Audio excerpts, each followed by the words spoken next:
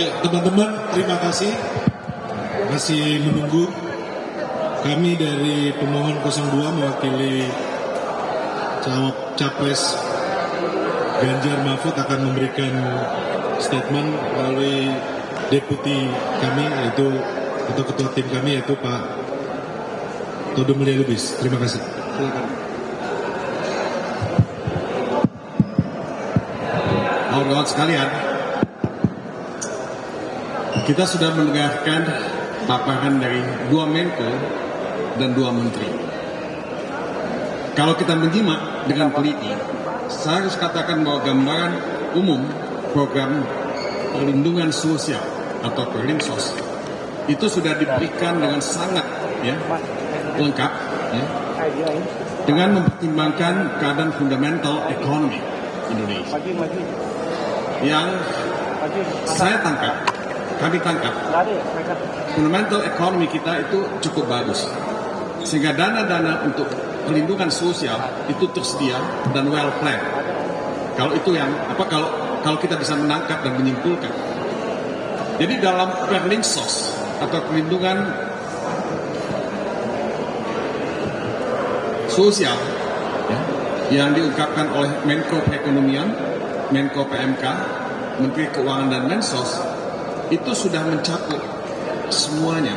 Antara lain bagaimana pengentasan kemiskinan itu dilakukan, bagaimana kita menangani El Nino, bagaimana kita menangani stunting, dan yang lain-lain. Saya tidak menyebutkan satu demi satu, tapi saya hanya mengatakan bahwa hal-hal yang menyangkut perlindungan sosial itu sudah di-cover cukup lengkap dalam program pemerintah yang dicantumkan dalam APBN.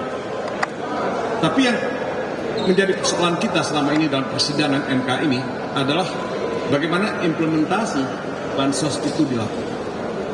Nah, kalau kita bicara implementasi, saya ingin mencatatkan hak kami untuk menyampaikan komentar kami setelah nanti keempat menteri itu menyampaikan jawabannya atas pertanyaan-pertanyaan yang sudah disampaikan oleh Majelis Hakim yang mulia.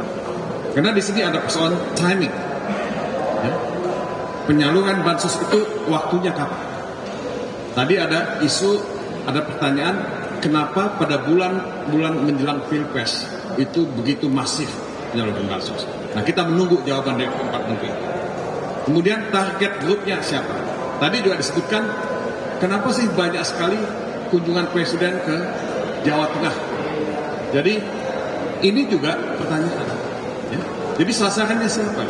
24 kali berkunjung ke Jawa Tengah menjelang pencoblosan tanggal 14 Februari. 10 kali Jawa Tengah dan sisanya di tempat-tempat lain. Nah, kemudian ada pertanyaan mengenai politisasi tentunya. Karena ini banyak cerita, tadi disebutkan juga oleh salah satu anggota hakim Majelis Konstitusi, Mahkamah Konstitusi, bahwa Presiden Jokowi terlibat langsung dalam penyaluran bansos. Nah, ini luar biasa. Saya nggak pernah melihat presiden di negara lain langsung menyalurkan bansos seperti itu. Bansos ini ada di banyak tempat, tapi presiden langsung menyalurkan bansos, this is unprecedented dan only in Indonesia. Nah, kemudian ada soal lembaga yang terlibat dalam penyaluran bansos. Nah, ini juga pertanyaan-pertanyaan yang saya kira perlu dijawab dan kami mencadangkan hak kami untuk Jadi banyak juga soal lain. Kita punya saksi yang kita hadirkan di MK. Dia tidak terdaftar sebagai penerima bansos, tapi dia menerima bansos. Dan ini bukan satu orang. Jadi saudara-saudara, program program Perlinsos ini, saya kira kita semua setuju, tapi ini masih dalam konteks short term, jangka pendek. Jangka pendek untuk mengobati sakit, Jadi ini tidak long term. Kita itu mesti bicara bukan hanya mengenai symptoms, tapi mengenai penyakit. Curing, itu beda dengan menyelesaikan persoalan yang simptomatik. Nah, ini saya juga punya catatan, tapi nanti saya akan sampaikan ketika menteri-menteri ini sudah memberikan jawaban. Jadi saudara-saudara, masih banyak yang tidak jelas. Kita masih menunggu jawaban itu. Jadi unanswered question, pertanyaan yang belum dijawab, itu kalian juga pasti punya. tuduhan-tuduhan, kecurigaan-kecurigaan berada. Kalau saya pribadi dan teman-teman mungkin setuju dengan saya bahwa kita perlu melakukan audit terhadap pelaksanaan bansos. Audit itu menandakan akuntabilitas. Kita tidak berprasangka buruk terhadap pemerintah, tapi audit itu demi transparansi, demi keadilan, dan untuk kita semua sebagai pembelajaran. Jadi saudara-saudara, ini bukan berarti kita menolak bansos, kita setuju bansos, tapi banyak hal-hal yang strategis yang perlu kita ungkapkan, kita diskusikan, tapi nanti sore kita akan kami beri jawaban yang lebih jelas. Ada yang mau bertanya? Ada yang mau bertanya? 2, 3. Ya.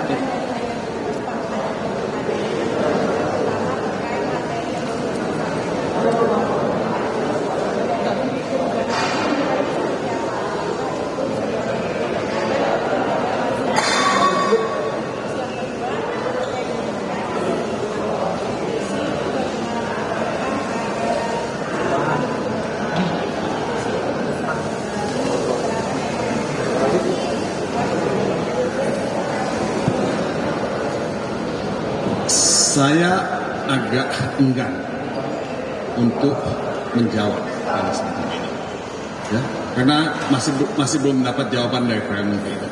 Tapi ini normatif sekali jawabannya. Jadi kita belum mendapat gambaran yang jelas, ya, selain jawaban-jawaban, selain penjelasan yang normatif dari Perdana Menteri ini. Jadi ya kita tunggu saja sampai 4 menteri yang hadir di sini memberikan jawaban. Ya. Cukup ya. Satu lagi. Dari Pak Todung, mengingat bagaimana pernyataan Pak Todung sebelumnya yang berharap untuk Pak Presiden Jokowi juga turut dipanggil dalam ruang persidangan, tapi kemudian tadi di dalam sidang Pak Arief Hidayat menyatakan kurang elok sebenarnya kalau Pak Jokowi itu dipanggil, walaupun namanya sering disebut dalam persidangan sengketa ini, Pak. Dan itu yang pertama. Lalu yang kedua soal apakah ada ekspektasi tersendiri terhadap keterangan yang nanti jawaban juga akan diberikan oleh Bu Risma. Saya jawab pendek aja ya. Ya, Bu Risma misalkan sebagai menteri dari Kepala pemerintahan kita tuh Presiden Jokowi. Jadi walaupun yang datang 4 menteri ini datang untuk dan atas nama Presiden, ya, membantu Presiden.